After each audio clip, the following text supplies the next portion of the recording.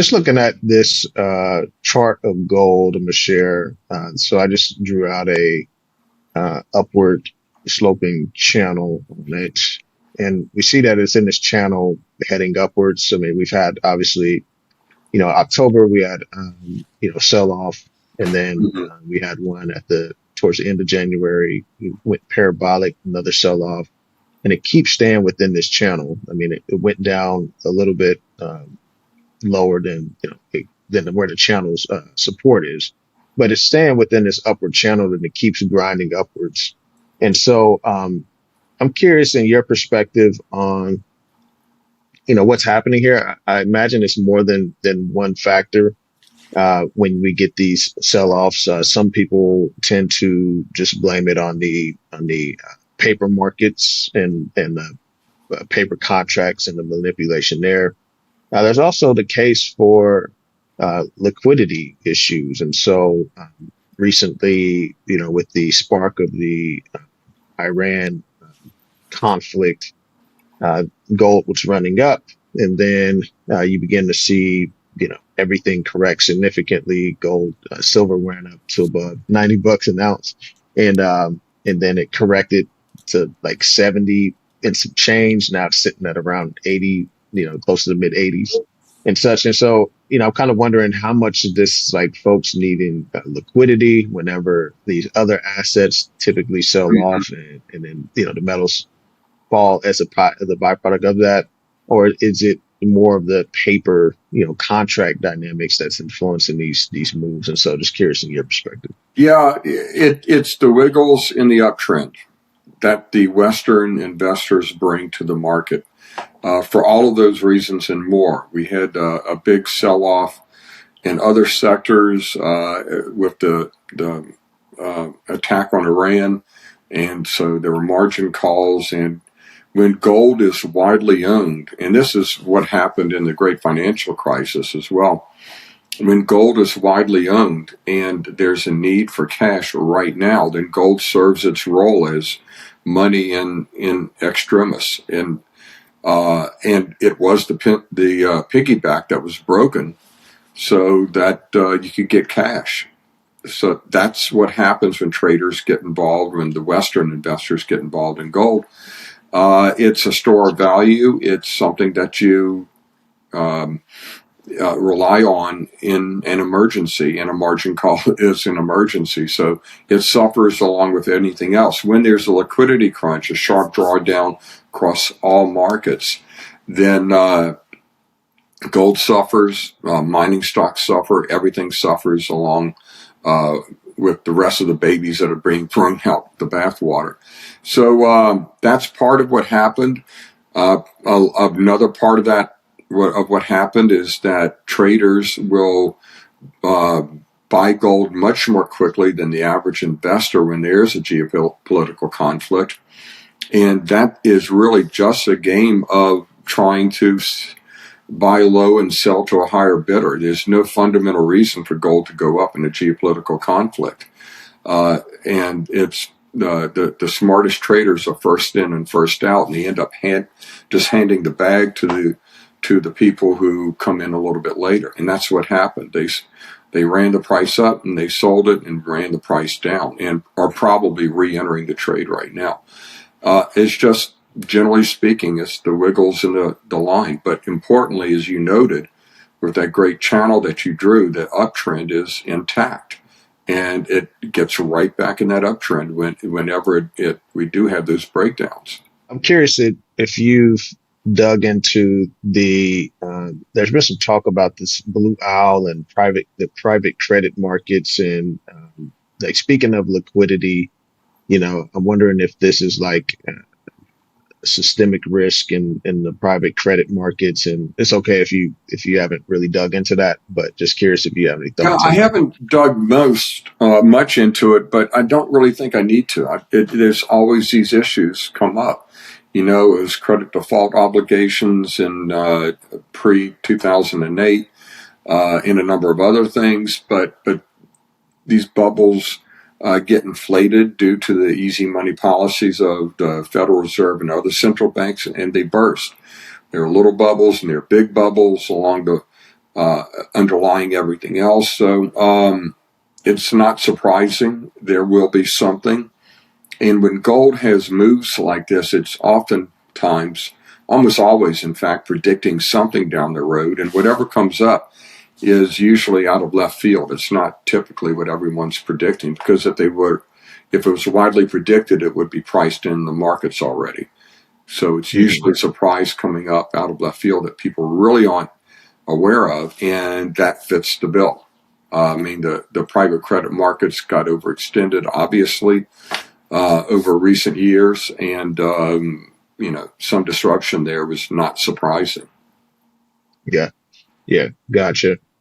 So do you follow much of like the gold to Dow ratio or the gold to S&P ratio? Do you think like the broad equities need to come down more based on that ratio to close?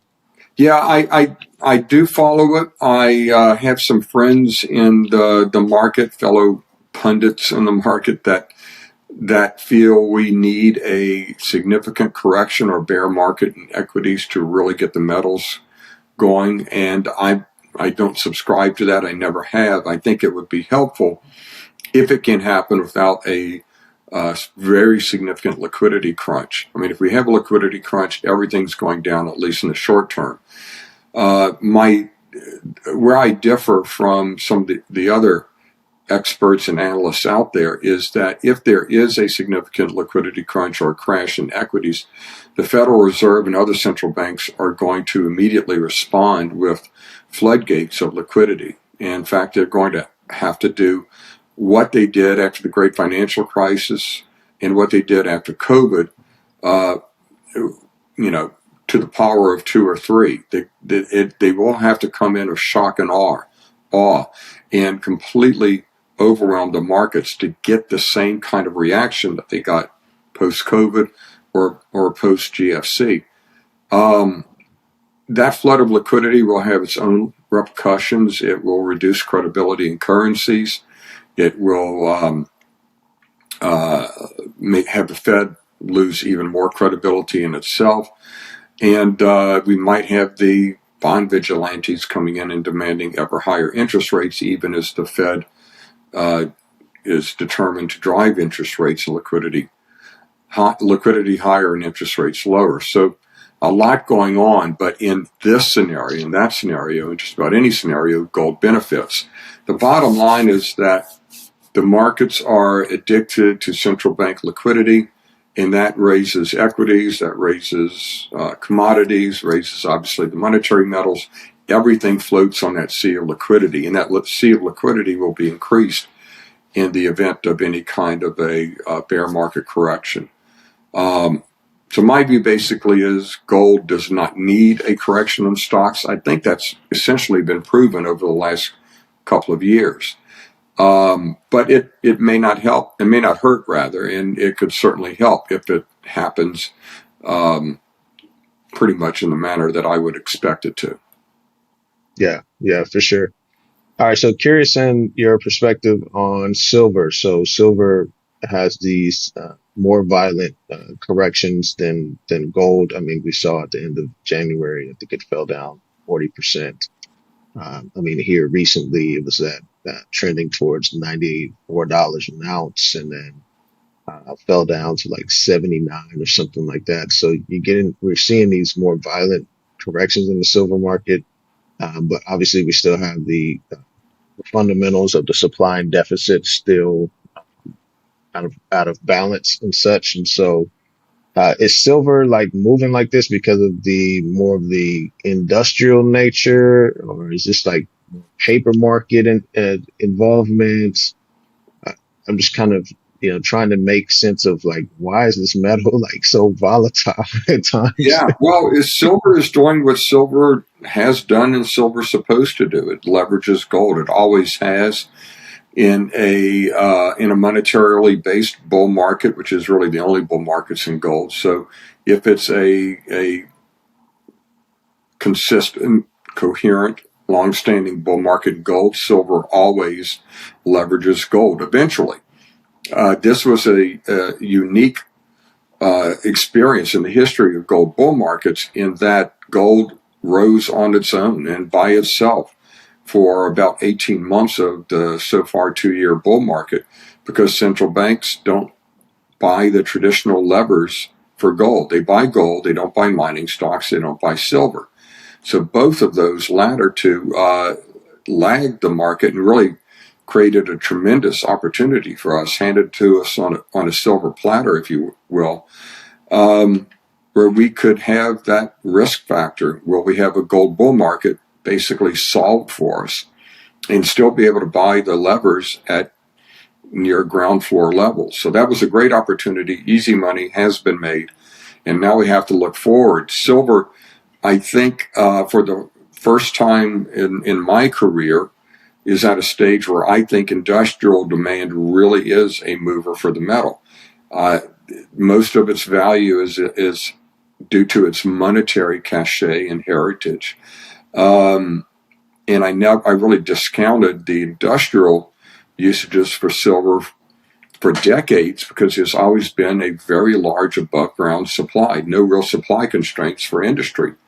That's changed after years of supply deficits. That above ground supply is basically been consumed and no longer exists. This, in fact, is the first time in history that industry has to bid against investment for silver supplies. And investment is by choice, it's voluntary.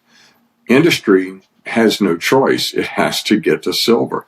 And so we're seeing industry using the traditionally speculative markets, the paper silver markets of COMEX, and the futures markets in general as delivery mechanisms for silver. We're seeing spikes in silver demand because industry demand is unrelenting, where the investment demand ebbs and flows, and particularly speculative demand ebbs and flows. And we've seen some very desperate rescue operations conducted by the exchanges and the powers that be to rescue the big financial center shorts in silver. It's been pretty obvious that that's been going on. So, yeah, I'm really bullish on silver going forward. These spikes to over $100 to $120 bring their own risk of volatility and sharp pullbacks.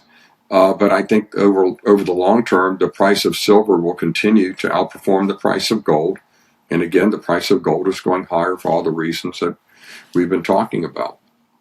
Mm-hmm. Got it. Yeah, thank you for that perspective.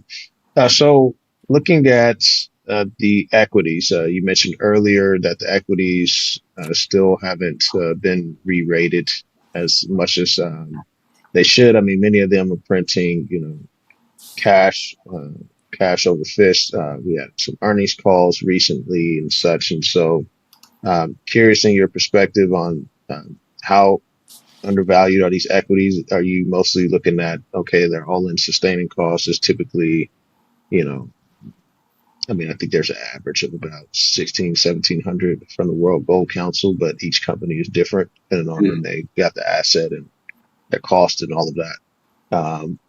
And gold's still at 5,000. I mean, they're still, I think the longer that gold stays up this high, the more cash they're going to be printing. And so, just curious in your perspective on equities. Yeah, there's a lot going on in the for the producers, gold and silver. ASICs, the all-in sustaining costs for gold producers, the last I saw, the average was a bit over $1,800 now and rising.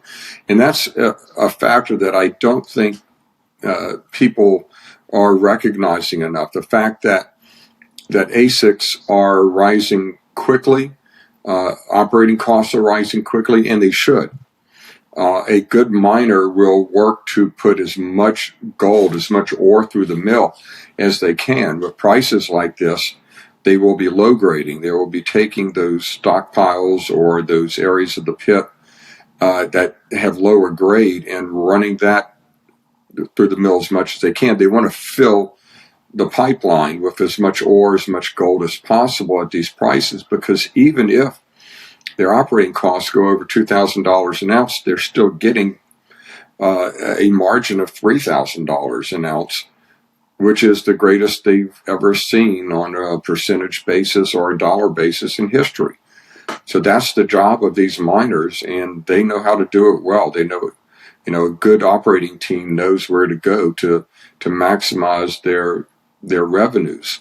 That's one reason why the supply response for gold will be a bit quicker than in base metals like copper, which might take 15 years to get a significant supply response.